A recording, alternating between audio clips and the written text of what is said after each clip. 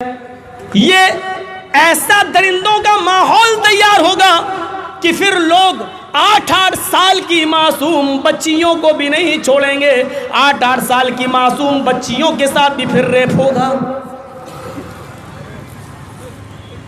नजर डालो यूपी की सरजमीन पर, उन्नाव पर बीजेपी का नेता योगी जी उसका केस वापस लेने लगे। हंगामा हुआ जंतर मंतर पर और कांग्रेस जब खुल के सामने आई तब उसको पकड़ा गया। फिर नजर डालो जम्मू कश्मीर की सरजमीन पर और जम्मू के कठुआ उस गांव के इलाके पर नजर डालो जहां 8 साल की बच्ची के साथ रेप हुआ। वाह रे मोदी जी, मान गया हूं तुम्हारी मर्दानगी का एतराफ करना पड़ता है मुझे। मान गया ये इस देश का चौकीदार है जिसका सीना 56 इंच का है। 8 साल की लड़की के साथ बलात्कार होता है।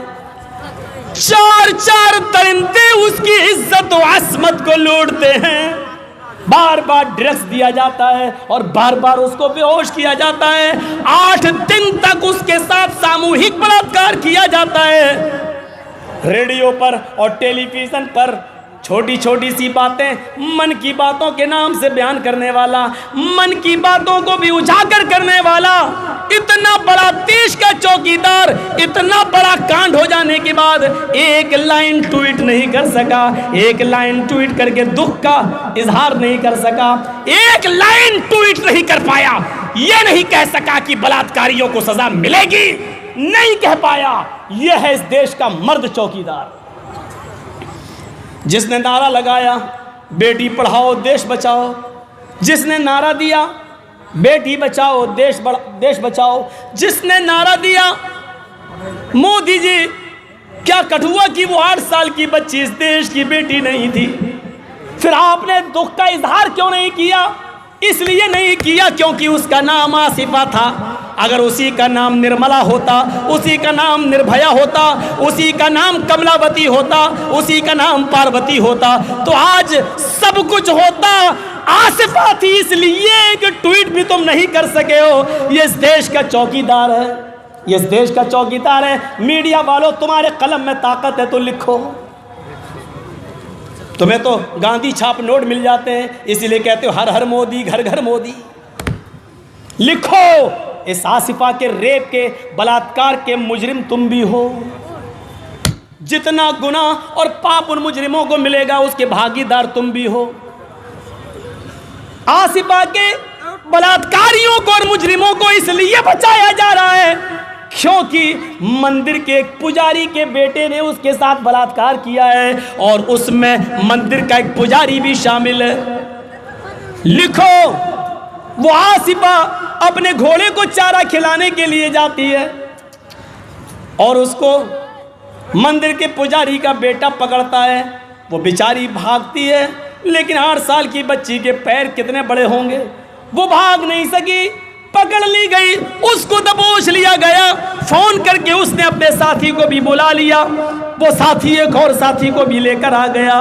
उसी वक्त उस लड़की के साथ 3 लोगों ने बलात्कार किया। फिर उसको ड्रग्स दिया गया, बेहोश करके फिर उसकी इज्जत को लूटा गया। सुनो, 8 दिन तक उसकी इज्जत को लूटा जाता रहा। खाना पानी उसको नहीं पूछा जा रहा है। मंदिर के अंदर ये घिनौना काम हो रहा है। मोदी जी, मंदिर और मस्जिद तो हमारे सर के ताज हुआ करते हैं। यहाँ हिंदू और मुसलमान अपने पापों की क्षमा मांगने के लिए जाता है, अपने रूठे हुए रब को मनाने के लिए जाता है। हमने मंदिरों मस्जिदों को सरों का ताज कहा है। इबादत के तरीके अलग अलग हो सकते हैं लेकिन इबादत का स्थान तो माना जाएगा। हमने कभी मंदिर को बुरी नजर से नहीं देखा। रेप चाहे मंदिर में हो या मस्जिद में, मेरे भाइयों, वो मंदिर भी मुकद्दस जगह होती है और मस्जिद भी मुकद्दस जगह। उस जगह 8 दिन तक ये 3 लोग रेप करते हैं। फिर फोन करके एक मेरठ के फौजी को भी बुलाया जाता है, वो भी आ जाता है। मेरठ से भी एक आदमी को बुलाया जाता है और उसने भी आकर उस लड़की को ड्रग्स दिया, उसको नशे का इंजेक्शन दिया और फिर 4 लोगों ने उसके साथ सामूहिक बलात्कार किया। 8 दिन तक उस लड़की की इज्जत लूटी जाती रही। 8 दिन तक उस लड़की के साथ बलात्कार होता रहा। अब बाप ने मशवरा दिया बहुत बुरा होगा, बात फैल जाएगी। इसलिए बेहतरी इसी में कि इस लड़की का गला दबा के मार डालो। प्लानिंग के मुताबिक एक नदी में इसकी लाश को फेंकना था, लेकिन वहाँ भीड़ पहले से मौजूद थी। उस भीड़ को हटाने के लिए कोई और गेम खेला जा रहा है, लेकिन भीड़ नहीं हट सकी, इसलिए उस लड़की को जंगल में फेंकना पड़ा। वरना नदी में फेंक दिया जाता तो पोल ही नहीं खुलती और पता ही नहीं चलता कि क्या हुआ। ये खुलवाना था और अल्लाह ताला को ये राज सामने लाना था। उस लड़की का गला दबा दिया गया। मीडिया वालों, सच्चाई तुमने कटियार के पेपरों में नहीं लिखी, अगर हिम्मत है तो लिखो। उस लड़की का गला दबा दिया गया। सुनो, नशे का इंजेक्शन दिया गया। 4 लोगों ने उसके साथ रेप किया। बेहोश होने के बाद 4 दरिंदों ने उसके साथ रेप किया। वो लड़की मर चुकी है, उसका गला दबा दिया गया। वो लड़की मर चुकी है। हाँ, बिल्कुल सही सुन रहे हैं, मेरी बात को गौर से सुनो। मैं फिर कह रहा हूँ, वो लड़की मर चुकी है, उसके अंदर रूह बाकी नहीं है। वो लड़की मर चुकी है, सांस रुक गई है, आंखें खुली है, पलक छपक नहीं रहा है। लेकिन इत्मीनाने कल्बी के लिए एक भारी पत्थर फिर उठाया जाता है और वो भारी पत्थर लेकर उस लड़की के सर पे फिर मारा जाता है, ताकि बचने की कोई संभावना न रहे, ताकि एक भी सांस बाकी न रहे। वो लड़की जो पहले से मर चुकी है, इत्मीनाने कल्बी के लिए एक भारी पत्थर उठाया जाता है और भारी पत्थर लेकर फिर उस लड़की के सर पे मारा जाता है, ताकि 1% भी बचने की संभावना खत्म हो जाए। वो लड़की मर चुकी है, 1% संभावना भी खत्म हो चुकी है। उसका गला दब चुका है, आंखें फटी की फटी रह चुकी हैं। मोदी जी, हम कैसे कहें कि मर चुकी है? भारी पत्थर से उसका सर फोड़ा जा चुका है, उसके अंदर से रूह निकल चुकी है, कोई संभावना नहीं, डेड बॉडी पड़ी हुई है, सर उसका पिचका हुआ है, दांतों से खून निकल रहा है। लेकिन इस मौके पर भी एक पुलिस वाला, इस मौके पर भी वहीं पर खड़ा एक पुलिस वाला कह रहा है, मर गई तो क्या हुआ, मेरे अंदर अभी इच्छा बाकी है, अभी ख्वाहिश बाकी है, मुझे इस मरी हुई लड़की के साथ एक बार और बलात्कार करने दो। और उसने उस मरी हुई लड़की के साथ एक बार और बलात्कार किया।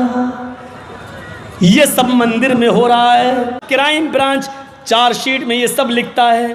क्राइम ब्रांच, जब क्राइम ब्रांच चार्जशीट तैयार करके इसको कठुआ की कोर्ट में पेश करने जाता है, तो कठुआ के वही वकील, उस कोर्ट के वही वकील जो लोगों को इंसाफ दिलाने के लिए लॉयर बने, वकील बने, वो क्राइम ब्रांच को रोकने की कोशिश करते हैं। वो पुलिस वाले को चार्जशीट पेश करने से रोकते हैं और जय श्री राम के नारे लगाए जाते हैं, भारत माता की जय के नारे लगाए जाते हैं। ये वो वकील है, नारा लगाने वाले, जो संविधान उठाकर, जो गीता पे हाथ रखकर कसम खाते हैं कि हम जो भी कहेंगे सही बात कहेंगे और हम लोगों को इंसाफ दिलाएंगे, लोगों को न्याय दिलाएंगे।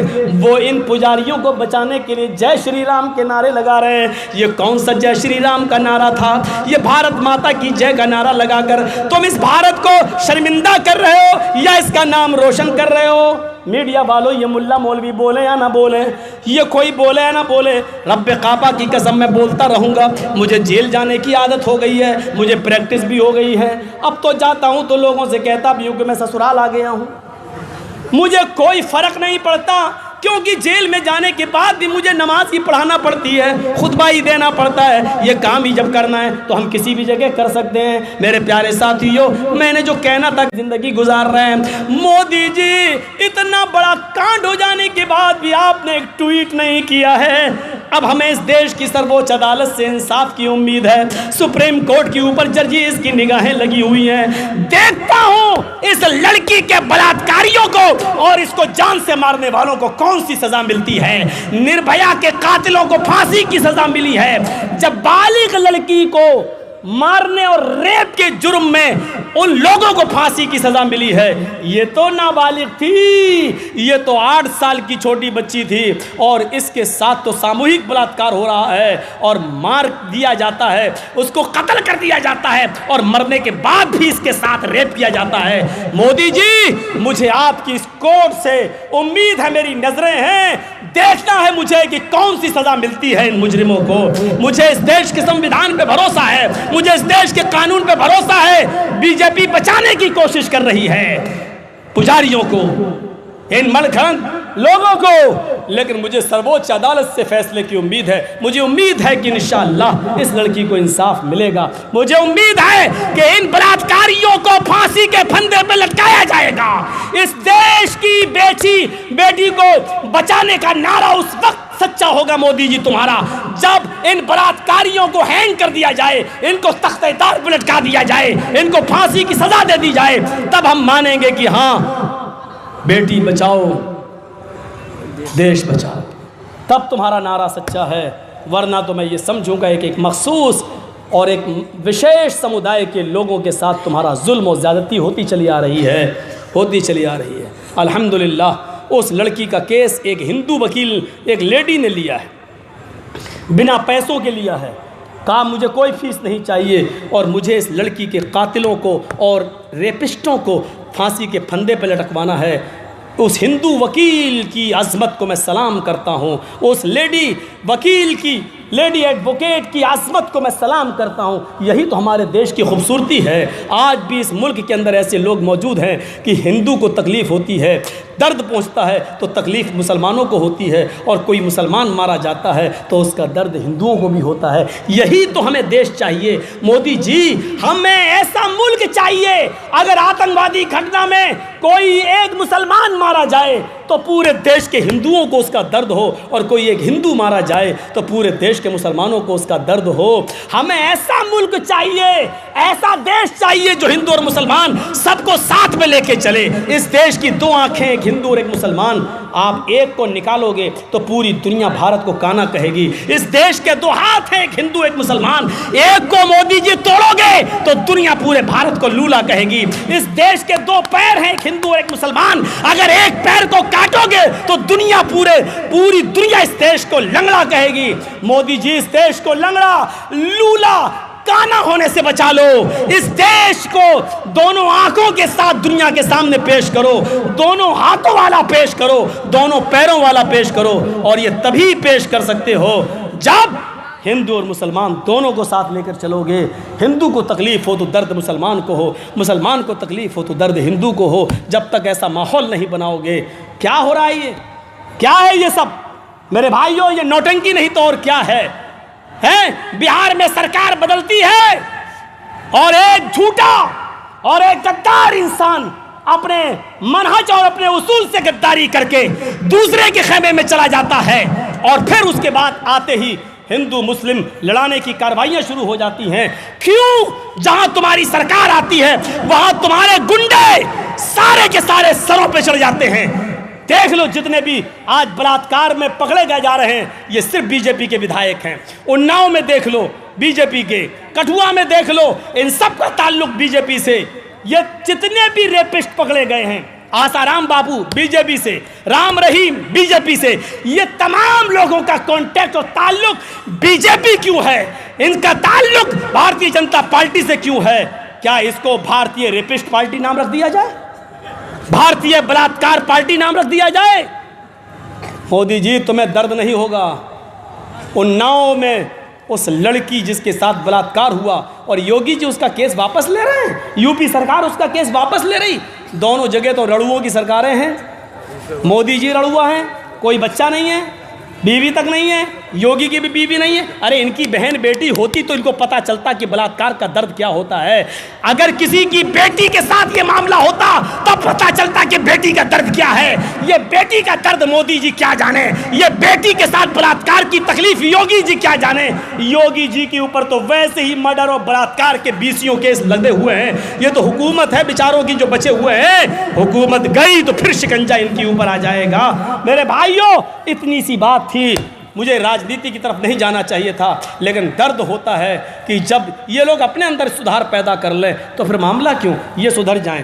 क्या हिंदू और मुसलमानों को लेकर चलने की जिम्मेदारी सिर्फ मौलवी जर्जीस की है, आपकी नहीं है? हम हिंदू और मुसलमान दोनों को लेकर चलने की बात कर रहे हैं। और 2019 करीब है, मुसलमानों अपने अंदर इत्तेफाक पैदा कर लो, इत्तेहाद पैदा कर लो। इतना याद रखना, अगर तुम्हारे दरमियान ना इत्तेफाकी हो गई, तुम्हारे दरमियान अगर ना इत्तेफाकी हो गई तो रेपिस्टों और बलात्कारियों की सरकार फिर दोबारा भी बन जाएगी।